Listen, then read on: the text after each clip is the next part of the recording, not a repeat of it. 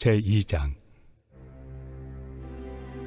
형제들아, 우리가 너희에게 구하는 것은 우리 주 예수 그리스도의 강림하심과 우리가 그 앞에 모임에 관하여 영으로나 또는 말로나 또는 우리에게서 받았다 하는 편지로나 주의 날이 이르렀다고 해서 쉽게 마음이 흔들리거나 두려워하거나 하지 말아야 한다는 것이라.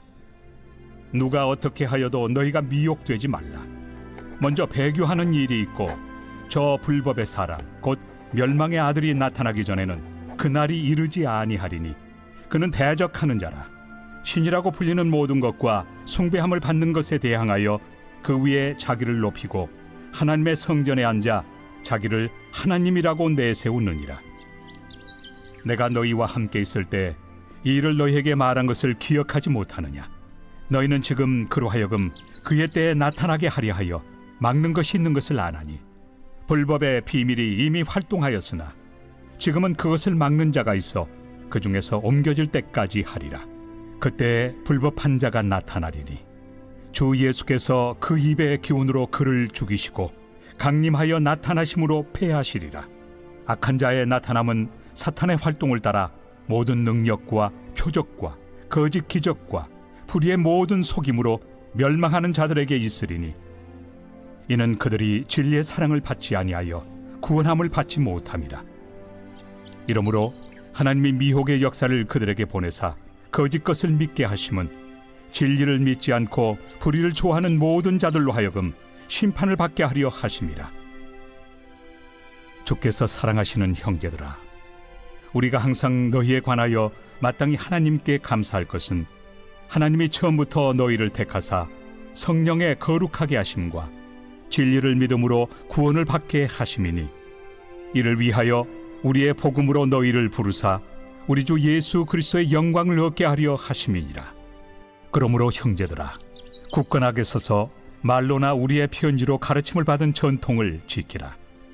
우리 주 예수 그리스도와 우리를 사랑하시고 영원한 위로와 좋은 소망을 은혜로 주신 하나님 우리 아버지께서 너희 마음을 위로하시고 모든 선한 일과 말에 굳건하게 하시기를 원하노라. 사도 바울은 데살로니가 후서를 통해 예수님의 재림에 대해서 꼭 기억해야 할 것이 있다고 말씀하고 있습니다. 본문 3절, 4절을 보니까 누가 어떻게 하여도 너희가 미혹되지 말라. 먼저 배교하는 일이 있고 저 불법의 사람 곧 멸망의 아들이 나타나기 전에는 그날이 이르지 아니하리니 그는 대적하는 자라. 신이라고 불리는 모든 것과 숭배함을 받는 것에 대항하여 그 위에 자기를 높이고 하나님의 성전에 앉아 자기를 하나님이라고 내세우느니라. 이 말씀을 정리해 보면 그날 예수님의 재림이 이르기 전에 반드시 무슨 일이 일어나느냐? 먼저 배교하는 일이 있다는 것입니다. 두 번째로는 불법의 사람, 멸망의 아들이 나타난다는 것입니다. 4절에 보니까 대적하는 자라고 했는데 적 그리스도를 말씀하는 것입니다. 그런데 자기를 하나님이라고 내세운다는 것이죠. 자기를 높이는데 자기가 교주만 되는 것이 아니라 하나님이라고 그런다는 것입니다. 여러분, 옛날 박태선이란 사람이 그랬습니다. 나중에는 자기가 하나님이라고 그랬습니다. 그래서 아예 자기 종교를 천부교라고 불렀던 것입니다. 자기가 하나님 아버지라고 한 것입니다. 양도천 목사란 사람도 자기가 메시아라고 했습니다. 신천지에서는 이만희가 자기가 성령이라고 하는 것입니다. 이렇게 불법의 사람들, 거짓 선지자들, 이단들은 결국은 자기를 하나님으로 내세우는 것입니다. 그래서 사도 바울은 이런 사람들에게 미혹되지 말라고 강하게 말씀하고 있습니다. 마태복음 24장 23절을 보니까 예수님께서도 이런 사람에 대하여 자세하게 말씀해 주셨습니다. 그때 사람이 너희에게 말하되 보라 그리스도가 여기 있다 혹은 저기 있다 해도 믿지 말라. 거짓 그리스도들과 거짓 선지자들이 일어나 큰 표적과 기사를 보여 할 수만 있으면 택하신 자들도 미혹하리라. 보라, 내가 너희에게 미리 말하였노라. 그러면 사람들이 너희에게 말하되, 보라, 그리스도가 광야에 있다고 해도 나가지 말고, 보라, 골방에 있다 해도 믿지 말라. 번개가 동편에서 나서 서편까지 번쩍임같이 인자의 임함도 그러하리라. 여러분, 이 말씀은 참 중요한 말씀입니다. 우리 예수님은 마치 번개가 번쩍하는 것처럼 오시는데, 여러분, 번개불이 한 번 칠 때 지구를 7바퀴 반을 도는 속도라고 합니다.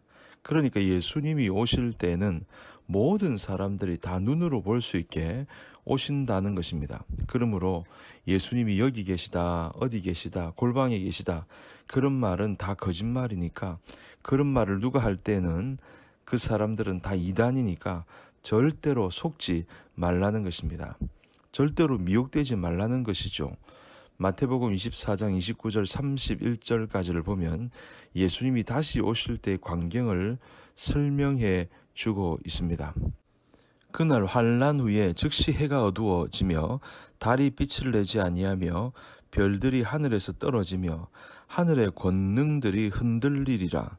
그때 인자의 징조가 하늘에서 보이겠고 그때 땅의 모든 족속들이 통곡하며 그들이 인자가 구름을 타고 능력과 큰 영광으로 오는 것을 보리라. 그가 큰 나팔 소리와 함께 천사들을 보내리니 그들이 그의 택하신 자들을 하늘 이 끝에서 저 끝까지 사방에서 모으리라.